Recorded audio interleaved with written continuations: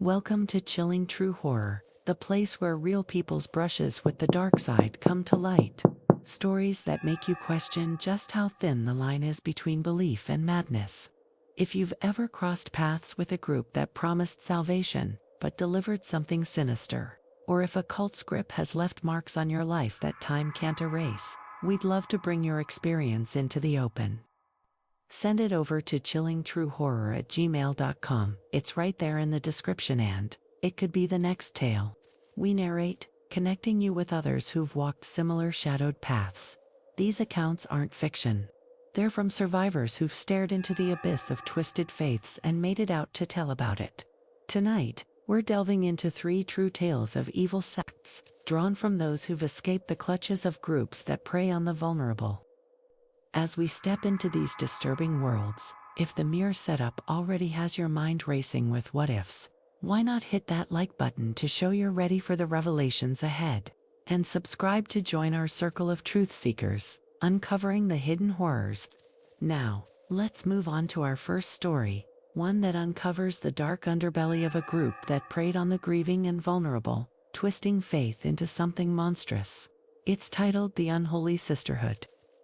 This tale comes from the real-life experience of a woman I'll call Teresa, who shared her account in survivor forums and interviews after escaping a secretive group in the late 1990s. It all started in a quiet suburb of Atlanta, Georgia, where Teresa, then in her early 40s, was trying to piece her life back together after losing her husband to a sudden heart attack. The house they shared, a modest 2-story with faded blue siding, and a front yard overgrown with weeds since she couldn't keep up with the mowing anymore, felt empty and echoing without him. The kitchen, once filled with the aroma of his famous barbecue ribs sizzling on the stove every Sunday, now just smelled of stale coffee from the pot she left brewing all day to stay awake through the grief. Teresa worked as a secretary at a local insurance office, typing up claims under harsh fluorescent lights that gave her headaches, surrounded by coworkers who offered sympathetic smiles but didn't know how to handle her quiet sobs in the break room. Her 2 teenage daughters, Emily and Grace Emily, with her rebellious streak, dyeing her hair black and blasting rock music from her room, and Grace, the quieter one who buried herself in books to escape the sadness, tried to help. But the family was drifting apart, each lost in their own pain. One afternoon, after a particularly rough day where a client yelled at her over a denied claim and she came home to find the girls arguing over who forgot to take out the trash, Teresa decided to attend a women's support group she'd seen advertised on a flyer at the grocery store. The flyer was simple, printed on pale pink paper with elegant script: Sisters of Eternal Light, find peace, purpose, and power in sisterhood. Meetings every Wednesday at the community center. It promised healing through shared stories and ancient wisdom, and in her desperation, Teresa thought it sounded harmless, maybe even helpful. Like the grief counseling her doctor suggested but she couldn't afford. The community center was a squat brick building downtown, smelling of old carpet and instant coffee, with folding chairs arranged in a circle under buzzing lights. When she walked in that first Wednesday evening, the room was filled with about a dozen women of various ages, all dressed in flowing white blouses and skirts, their faces serene as they chatted softly over herbal tea that tasted faintly of lavender and something bitter underneath. The leader, a woman named Sister Miriam, was in her 50s, with sharp features, silver hair pulled into a tight bun, and eyes that seemed to pierce right through you, like she could see your secrets before you spoke them. She welcomed Teresa with a warm hug that lingered a bit too long, her perfume cloying and sweet, whispering, "We've been waiting for you, sister. The light has guided you here." The meeting started with everyone sharing their losses, divorces, deaths, betrayals, and Miriam wove in talks of empowerment through unity, quoting from a book she called the Sacred Codex, filled with symbols Teresa didn't recognize but that looked ancient, drawn in red ink that reminded her of dried blood. It felt good at first, the camaraderie, the way the women held hands and chanted soft prayers for healing, their voices rising in harmony that vibrated through the room like a gentle hum. Teresa went home that night feeling lighter. The weight on her chest eased just a fraction, and she kissed her daughters goodnight with a smile for the first time in months. But as weeks turned to months, the group revealed its layers slowly, like peeling an onion that made your eyes water more with each skin removed. The meetings moved from the community center to Miriam's house, a sprawling Victorian on the edge of town, with creaking wooden floors, heavy velvet curtains that blocked out the sun, and rooms filled with altars adorned with candles, crystals, and small statues of female figures with multiple arms, their eyes painted red and staring unblinkingly. The sisters started assigning tasks small at first, like bringing offerings of food or money to support the circle, but then more personal, like sharing secrets during confession circles where everyone sat in the dim candlelight, the air thick with incense that made Teresa's head spin. Miriam would lead rituals, drawing circles on the floor with salt mixed with red powder she called blood of the goddess, chanting in a language that sounded like Latin but twisted, her voice echoing off the walls as the women held hands, feeling a strange energy pulse through them, like electricity from a faulty wire. Teresa noticed the changes in herself gradually. She started skipping work to attend special sessions, lying to her boss about doctor's appointments, her hands trembling as she typed up excuses. The group promised eternal light through loyalty, but it came with rules: no contact with outsiders who might pollute the energy, including family if they questioned the sisterhood. Emily confronted her one night in the kitchen, the fluorescent light harsh on her daughter's worried face. "Mom, you're acting weird. You're never home. And when you are, you're spacing out, muttering those chants. What is this group doing to you?" Teresa snapped back, her voice sharper than intended. "You don't understand. They're helping me heal. Your father left us broken, and they're fixing it." The argument escalated, Emily storming to her room, slamming the door, the sound reverberating like a gunshot in the quiet house. Grace, peeking from the hallway with wide eyes clutching her book, whispered, "Mom, I'm scared," but Teresa brushed it off, feeling a pang of guilt mixed with the group's teachings that doubt is the enemy. The turning point came during a ascension ceremony deep in the woods behind Miriam's house, on a moonless night where the trees loomed like silent judges, their branches scratching at the sky. The sisters gathered in a clearing, dressed in white robes that glowed faintly in the firelight from a central bonfire, the flames crackling and popping as they tossed herbs into it, releasing smoke that smelled acrid and sweet, making Teresa's vision blur at the edges. Miriam stood at the center, holding a silver chalice filled with a red liquid she called the elixir of unity, insisting each sister drink to bind their souls to the goddess. Teresa hesitated, her stomach churning as she watched the others sip, their faces twisting in brief pain before relaxing into eerie smiles. When her turn came, Miriam's eyes locked on hers. "Drink, sister, or remain in darkness forever." The liquid burned, going down like fire in her throat, and soon Teresa felt a rush, her heart racing as visions flashed, shadowy figures circling, whispering promises of power but demanding sacrifice. That night, back home, Teresa woke in a sweat, her body aching like she'd run a marathon. Fragments of the ceremony replaying in her mind, Miriam revealing the group's true purpose, a sisterhood that worshipped an ancient entity requiring offerings of personal items, then escalating to blood oaths and isolation from the world. Teresa realized too late the manipulation, the way they'd preyed on her grief, slowly cutting her off from her daughters, convincing her the group was her new family. Emily had packed a bag that week, threatening to leave if things didn't change, her voice breaking. "Mom, they're controlling you. Please, snap out of it." Grace had stopped eating, her small frame thinning, whispering about nightmares of women in white taking us away. Teresa's escape started with doubt creeping in during a purification ritual, where Miriam demanded a lock of hair from each sister's child as protection. But Teresa saw the hunger in her eyes, the way the group had drained other members financially, leaving them broke and broken. One sister, a quiet woman named Beth, had confided in whispers during a break. "They took my savings. Said it was for the goddess. Now I can't leave, they know too much. Teresa feigned illness to skip meetings, her hands shaking as she deleted contacts and blocked numbers on her phone. The screens glow harsh in the dark bedroom. She reached out to an old friend from church, who connected her to a deep drummer, former cult member turned counselor who met her in a coffee shop smelling of fresh grounds and pastries, his voice calm as he explained the tactics. Love bombing, isolation, fear of leaving, breaking free took months. Teresa confronted Miriam one last time, showing up at a meeting with her daughters in tow, declaring, "I'm done. This isn't light, it's darkness." Miriam's face twisted in rage. "The goddess will punish deserters. You'll regret this." The threats followed, anonymous calls at night, whispers of curses, even a dead bird left on her porch with red string tied around its neck.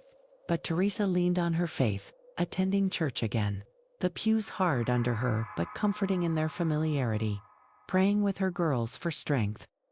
The group eventually disbanded after police investigated financial fraud, Miriam fleeing town, but the scars remained. Teresa's trust shattered. Emily's rebellion softened into protectiveness, Grace's innocence tinged with caution. Years later, Teresa shared her story online, warning others. They start with healing, but end with control. If something feels off, run. The experience left her with insomnia, jumping at shadows, but also stronger, rebuilding her family one day at a time. The house now filled with laughter again, though she always locks the doors at night, just in case. If the insidious pull of this sisterhood's manipulation has you reflecting on groups that promise too much, why not comment the red flag that made you question a community you were part of? Your warning could save someone from falling into the same trap. Now, let's shift to our second story. A chilling account of how a seemingly supportive community masked something far more sinister, pulling in the lost and leaving them trapped in a web of control. It's titled The Whispering Circle of Devotion. This story draws from the real experiences of a man I'll call Ramon, who opened up about his ordeal in survivor support groups and anonymous posts on forums dedicated to cult recovery. Back in the early 2010s, when he was trying to rebuild his life after escaping a group that operated under the guise of spiritual enlightenment in a rural area of California. Ramon was in his late 20s at the time, working as a mechanic in a small garage where the air always reeked of oil and exhaust. His hands perpetually stained black from changing tires and fixing engines on beat-up pickup trucks that locals drove until they fell apart. He lived in a tiny one-bedroom apartment above the shop, the walls thin enough to hear the hum of traffic from the nearby highway and the occasional argument from the neighbors downstairs, a couple who fought over money every payday. Life had been rough for Ramon. He'd grown up in a broken home, his dad leaving when he was a kid, leaving his mom to raise him and his younger sister on food stamps and odd jobs cleaning houses.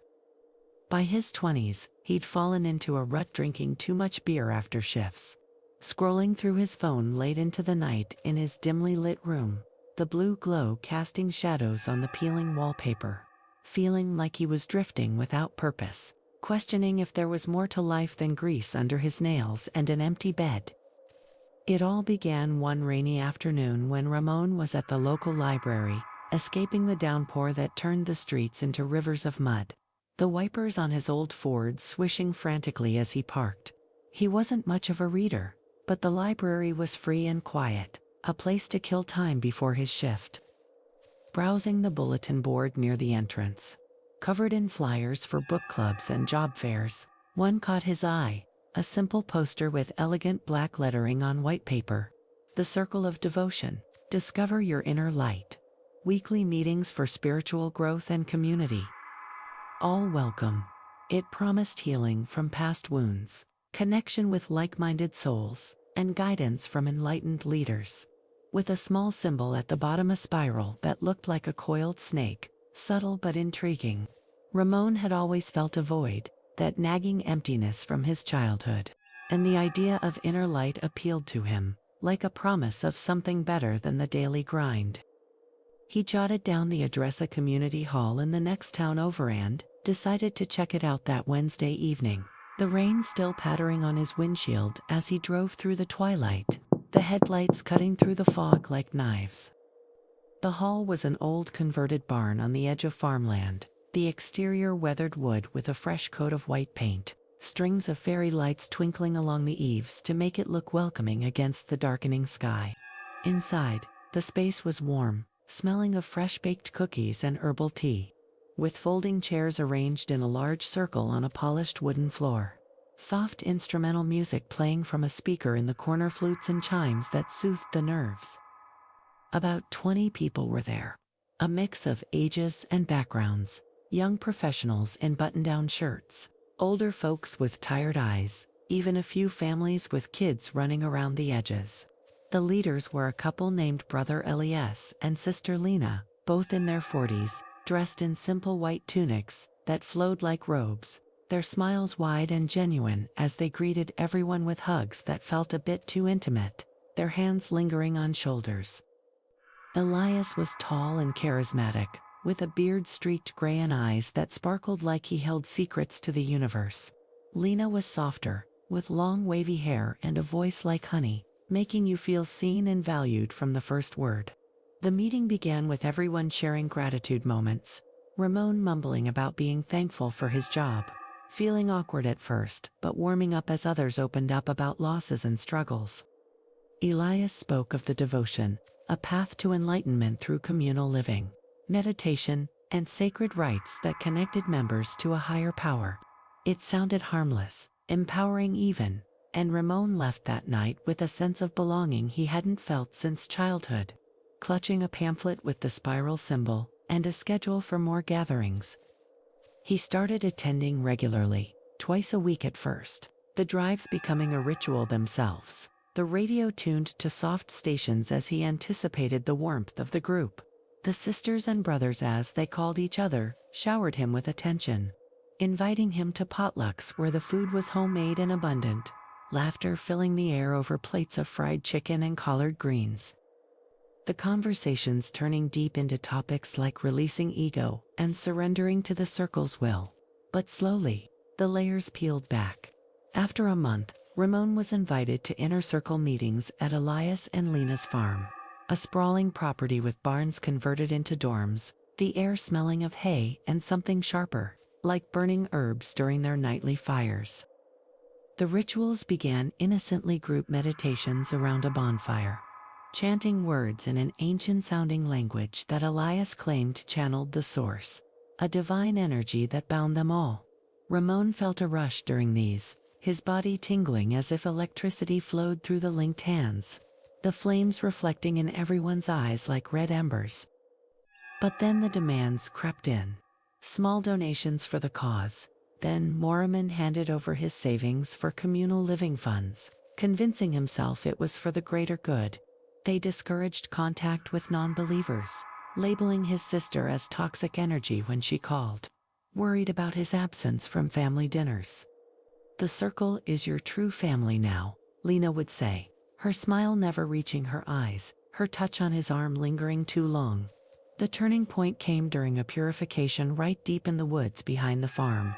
On a humid night where the mosquitoes buzzed relentlessly and the ground was soft underfoot from recent rain, the group, now about 30 strong, gathered in a clearing lit by torches that cast flickering shadows on the trees, the air thick with the scent of pine and smoke. Elias, standing on a makeshift altar of stacked stones, announced it was time for full devotion, revealing the sect's true nature, a blend of twisted Christianity and occult practices, worshipping a dark mother who demanded blood oaths for eternal protection. They passed around a chalice of red wine mixed with something bitter later. Ramon suspected herbs that made his head swim, and each member pricked their finger, dripping blood into the cup while swearing loyalty. Ramon hesitated, his heart pounding as the metallic taste filled his mouth. But the group's chants pressured him, their faces contorted in ecstasy under the torchlight. That night, back in the dorm, Ramon overheard Elias and Lena whispering about sacrifices for the mother, mentioning a member who'd disappeared after trying to leave, their voice cold and calculating. Panic set in. Ramon snuck out at dawn, his sneakers squelching in the mud as he ran to his truck. the engine roaring to life as he sped away, glancing in the rearview mirror for pursuers. The threats followed phone calls at odd hours with heavy breathing. Notes left on his windshield. The mother sees all deserters. His sister helped him move states, to a city where the anonymity of crowds felt safer than the quiet farm roads. Counseling revealed the manipulation. Love bombing to isolate, financial control to trap, fear to silence. Ramon rebuilt slowly, getting a new job, fixing cars in a bustling shop where the noise drowned out memories.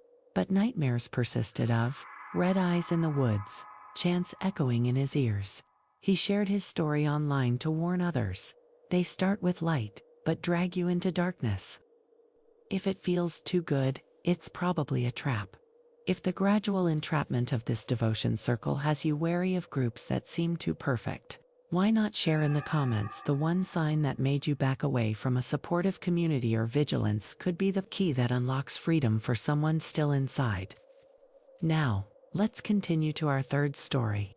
One that exposes the terrifying hold a sect can have when it preys on the desperate, turning promises of power into chains of fear and loss. It's titled The Brotherhood of Eternal Flame. This account is based on the true experiences of a man named Victor Names, changed for safety, who detailed his escape in recovery groups and anonymous online posts after leaving a cult-like organization in the Midwest during the mid-2000s. Victor was 32 at the time, a construction worker with calloused hands from laying bricks and pouring concrete under the relentless sun, his back always aching by the end of the day. He lived in a rundown duplex in a fading industrial town in Ohio, where the factories had closed years ago, leaving rusty skeletons of buildings and streets lined with boarded-up shops that smelled of decay and forgotten dreams. The air often carried the faint metallic temps of the nearby river, polluted from decades of runoff, and at night, the only sounds were the distant rumble of trains, or the occasional siren echoing through the empty lots. Victor's life was a grind, up at dawn for shifts that paid just enough to cover rent on his half of the duplex, shared with a roommate who worked nights at a warehouse. Their conversations limited to grunts over microwaved dinners in a kitchen with yellowing linoleum, floors in a fridge that hummed like it was on its last legs. He'd dropped out of community college after his mom passed from cancer, leaving him with medical bills that swallowed his savings, and a string of failed relationships that left him feeling like he was always one step from falling apart.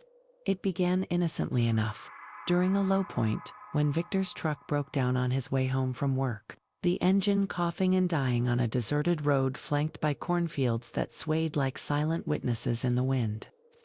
Stranded under a gray sky threatening rain, he accepted a ride from a passing van driven by a man named Brother Samuel, a clean-cut guy in his 40s with a firm handshake and a reassuring smile that put Victor at ease. Samuel was dressed in a simple button-up shirt and jeans, nothing flashy, and as they drove, he chatted about life, asking Victor about his troubles with a listening ear that felt genuine in a world where no one seemed to care. "Sounds like you've been carrying a heavy load, friend," Samuel said, his voice steady over the hum of the engine. "Ever thought about finding strength in something bigger than yourself?" He invited Victor to a men's fellowship meeting that weekend at a community barn on the outskirts, promising good food, camaraderie, and tools for building a stronger life. Victor, tired of his isolation, the evenings spent alone with a six-pack in front of a staticky TV, watching reruns while the weight of bills piled on the coffee table, figured why not. It beat another night staring at the cracks in the ceiling, wondering if this was all there was. The barn was a large wooden structure, painted red with white trim, set back from the road amid fields golden with harvest-ready corn, the air crisp with the scent of hay and earth, as Victor pulled up that Saturday afternoon. Inside, it was transformed, long tables laden with barbecue, potato salad, and pies baked by the members' wives. The room filled with about 40 men laughing and clapping each other on the back. The atmosphere warm and welcoming like a family reunion he never had. Brother Samuel greeted him with a bear hug, introducing him around as our new brother, and the leader, Father Josiah. A towering man in his 50s with a bushy beard and piercing blue eyes that seemed to see right into your soul, shook his hand firmly. "Welcome to the Brotherhood of Eternal Flame," Josiah said, his voice booming like a preacher's, echoing off the rafters. "Here, we forge men into warriors of light, burning away weakness with the fire of devotion." The meeting started with sharing circles. Men opening up about job losses, addictions, broken homes. Victor found himself talking about his mom's death, the words tumbling out as the group nodded empathetically, offering amens and pats on the back. It felt cathartic, like unloading a burden he'd carried alone for too long. As weeks passed, Victor dove deeper.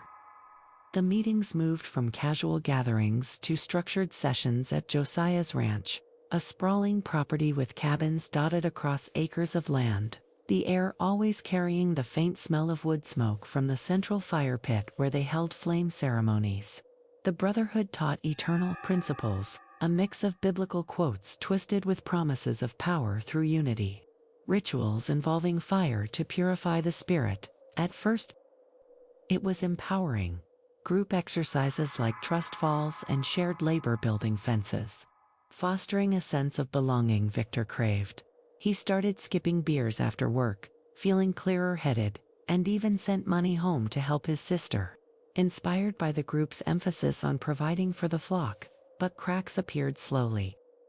Josiah began assigning devotion tasks, small at first, like recruiting friends, but then tithing a portion of paychecks to the Flame Fund, which funded the ranch but left Victor scraping by on ramen and instant coffee, his fridge echoing empty when he opened it. The rituals intensified during initiation weekends, secluded at the ranch where cell signals dropped and the outside world felt miles away. Victor's first was on a crisp fall night, the leaves crunching underfoot as the men gathered around a massive bonfire, the flames roaring 10 feet high, sparks dancing into the star-filled sky like fleeing souls. Josiah, clad in a red robe that billowed in the wind, led chants, invoking the eternal flame, a deity they worshipped as a source of strength, but which demanded absolute obedience. They passed a chalice of bitter wine spiked with herbs that made Victor's vision swim, colors sharpening as the fire seemed to whisper names. "Surrender your will," Josiah intoned, his voice hypnotic over the crackle of wood, and each man pricked his palm with a knife, dripping blood into the flames, the sizzle like applause from the dark. Victor felt a rush, a burning in his veins that felt like power, but also a nagging doubt as he bandaged his hand later, the cut throbbing like a warning. Isolation crept in. The Brotherhood discouraged worldly ties, labeling Victor's sister as a distraction from the flame when she called, worried about his missed visits. "True brothers are here," Samuel said one evening over campfire stew that tasted gamey and tough, his eyes reflecting the fire like red coals. Victor noticed members who questioned disappearing said to have failed the test of devotion. Their cabins emptied overnight. Whispers circulated about purification rites for doubters, involving isolation in dark sheds where the cold seeped into your bones and hallucinations from fasting made you see flames dancing in the shadows. Victor's breaking point came during a loyalty ceremony, deep in the woods under a full moon that cast silvery light on the circle of robed men. Josiah revealed the sect's core, worship of an ancient fire spirit requiring sacrifices first animals, their cries echoing as blood fed the bonfire, then hints of more, with stories of unworthy members offered to fuel the eternal flame. Victor's stomach turned as he saw a fellow brother, a quiet guy named Tom who'd confided doubts, led bound to the fire, his pleas cut short by chance. Horror gripped Victor. He faked enthusiasm that night, his heart pounding as he lay in his bunk, the snores of others masking his planning. At dawn, he slipped out, running through the dew-soaked fields, thorns tearing at his legs, the ranch lights fading behind him like dying embers. He hitchhiked home, collapsing at his sister's door, her face pale with relief as she bandaged his wounds. The threats followed burned effigies left at his work, calls whispering, "The flame never forgets."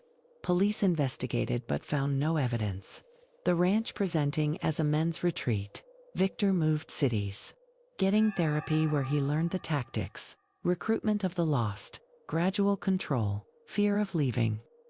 He shared online to warn, they burn your old life away, but the scars last forever. The experience left him with burn marks from rituals and nightmares of fire. But he rebuilt, finding real community in support groups, always checking locks at night, the smell of smoke triggering panic attacks. If the fiery grip of this brotherhood's deception has you pondering the dangers of seeking belonging in the wrong places, why not recount in the comments the one group or leader that gave you pause and how you walked away? Your escape could light the path for someone still in